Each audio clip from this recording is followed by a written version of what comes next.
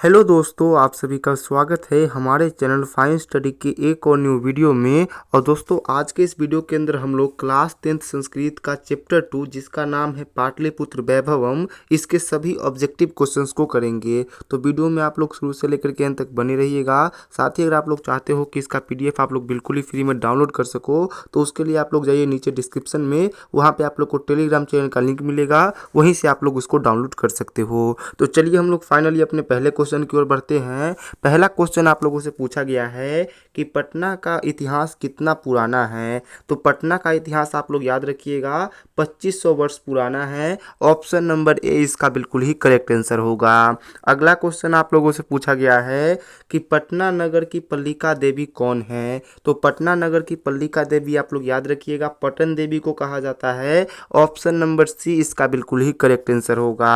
अगला क्वेश्चन आप लोगों से तीसरा नंबर पूछा गया है कि किसके काल में पाटलिपुत्र की रक्षा व्यवस्था और शोभा उत्कृष्ट थी। तो आप लोग याद रखिएगा कि चंद्रगुप्त मौर्य के समय में पाटलिपुत्र यानी कि पटना की रक्षा व्यवस्था और शोभा उत्कृष्ट थी। ऑप्शन नंबर ए इसका बिल्कुल ही करेक्ट आंसर होगा।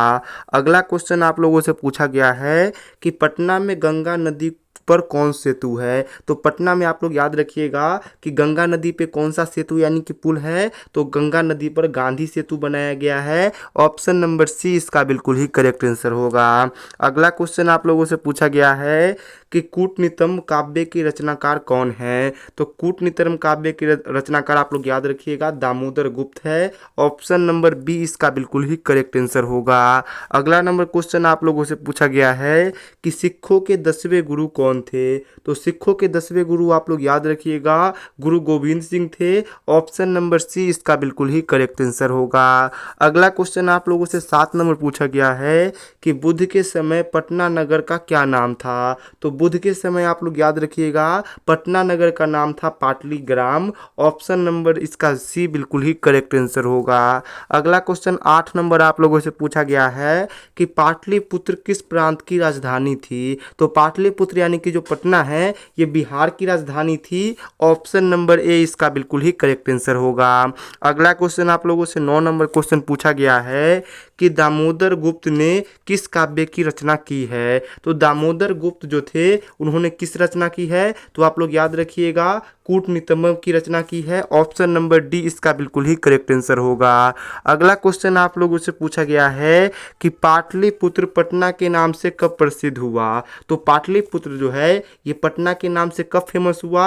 तो आप लोग याद रखिएगा मध्यकाल में फेमस हुआ। ऑप्शन नंबर सी इसका बिल्कुल ही करेक्ट आंसर होगा। अगला 11 नंबर क्वेश्चन आप लोगों से पूछा गया है कि काव्य मीमांसा के कवि कौन है। तो काव्य मीमांसा के कवि आप लोग याद रखिएगा राजशेखर है।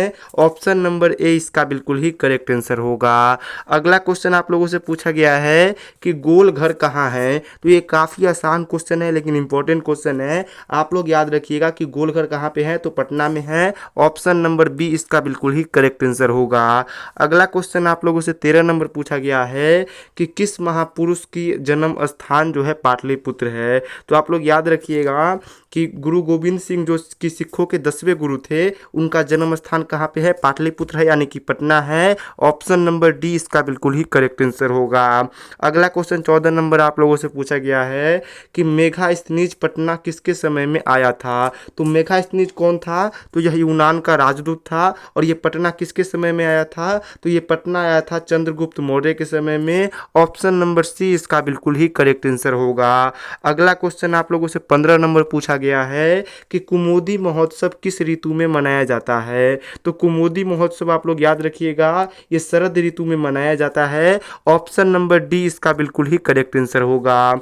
अगला क्वेश्चन आप लोगों से पूछा गया है कि यूनान का राजदूत कौन था। काफ़ी अच्छा क्वेश्चन है। आप लोग याद रखिएगा कि यूनान का राजदूत कौन था। तो मेगास्थनीज था। और ये भारत कब आया था। तो चंद्रगुप्त मौर्य के समय में आया था। ऑप्शन नंबर सी इसका बिल्कुल ही करेक्ट आंसर होगा।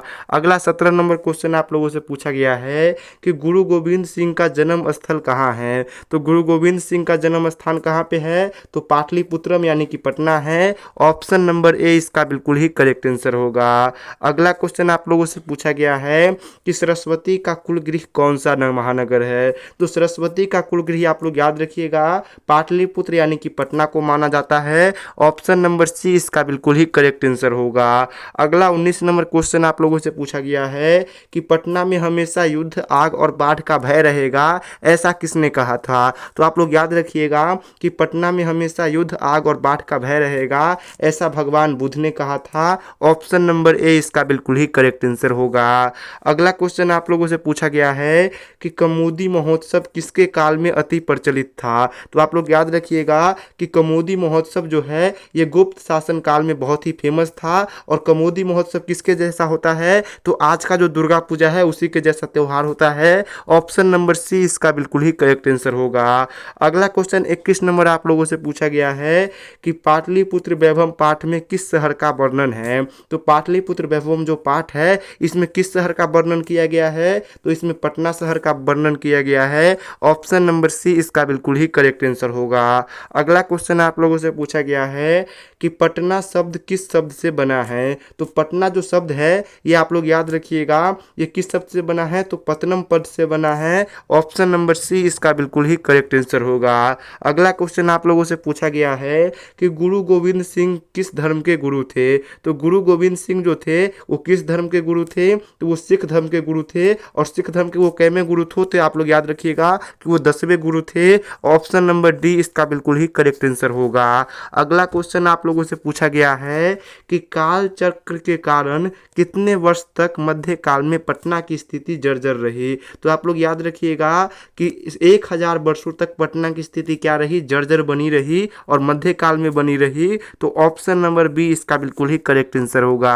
अगला क्वेश्चन आप लोगों से 25 नंबर पूछा गया है कि राजशेखर का प्रमुख काव्य ग्रंथ कौन है? तो राजशेखर जो थे उनका प्रमुख काव्य ग्रंथ काव्य मीन मासा है। ऑप्शन नंबर बी इसका बिल्कुल ही करेक्ट आंसर होगा। अगला क्वेश्चन आप लोगों से पूछा गया है कि गुरु गोविंद सिंह का जन्म स्थान किस नाम से प्रसिद्ध है? तो गुरु गोविंद सिंह का जो जन्म स्थान है जो कि पटना में है उसको गुरुद्वारा के नाम से बहुत ही ज़्यादा वो फेमस है। ऑप्शन नंबर बी इसका बिल्कुल ही करेक्ट आंसर होगा।